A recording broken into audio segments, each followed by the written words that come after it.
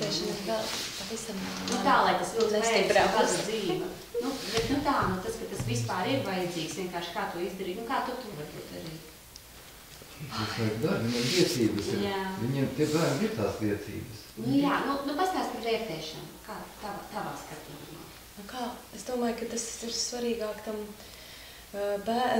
vienkārši saprast to, cik tas bērns ir daudz no tā, cik viņš pacenties, cik viņš daudz ir ielicis tajā darbiņā, to novērtēt.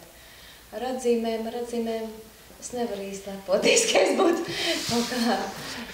man kaut kāda būtu laba pieredze. Kā man būs jāiet komentēt? Es vienmēr lieku tikai labās atzīmes un sliktās nelieku. Par atzīmēm ir tā, ka tiem bērniem pašiem viņas gribas. No vienas puses viņi baidās no viņām, bet no otras puses viņi grib. Tā ir atzīme, kas cits, viņi vērtē. Vērtējums tā ir tāds apusgriezīgs zobens. Jāsaprot, kā viņi izdarīt tā, lai to bērnu nenosīst viņu iniciatīvu un darbu prieku, bet lai paceltu. Līdz ar to viņiem patiesībā tas ir tāds elastīgs, dabisks process. Tas nav tā, to tu izdarīt, to tu neizdarīt, to tu neizdarīt, tātad tev tu četrnieks pieņemsim. Ne tā.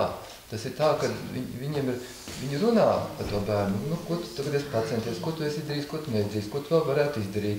Tagad tev sanāk, teiksim, 6, bet ko tu varbūt gribētu? Viņi gribētu 8. Labi, tad izdari vēl to, un to būs 8. Tas ir tāds dinamisks process. Tas nav tā, kāds ir nocirsts. Tas ir process, lai tas tiek izmantots tā bērna izaugsmē. Vērtēšana, pat ja tas bērns grib to vērtēt, tad skolotājiem jāzina vairāk, ko viņš no tā viss grib dabūt tādā. Priekš viņa jau nav vērtējums galvenais. Priekš viņa, lai tas bērns maksimum izdabū no sevis to, ko viņš tā brīdī var. Līdz ar to jāsaprot, kāds ir mērķis patiesībā tam visam. To es arī gribētu. Jā, bet es tā